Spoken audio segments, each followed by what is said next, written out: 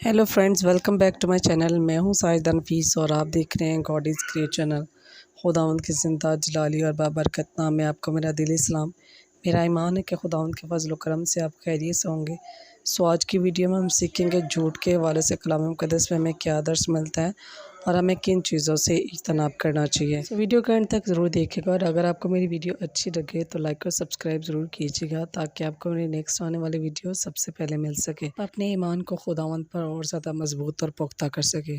सो चलिए चलकर शुरू करते हैं अपनी वीडियो को और सीखते हैं कि झूठ के हवाले से कलाम मुक़द्दस में हमें क्या दर्स मिलता है।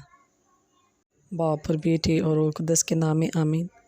मुकाशफा 21 बाप उसकी 8 आयत। मगर बुज़दिलों और बेईमानों और घिनौने लोगों और ख़वानियों और हरामकारों और जादूगरों और बुत परस्तों और सब झूठों का हिस्सा आग और गंधक से जलने वाली झील में होगा। ये दूसरी मौत है। सो पाक कलम के पढ़े और सुने जाने पर खुदावंद की ख़ास बरकत हो, खुदावंद का शुक्र हो।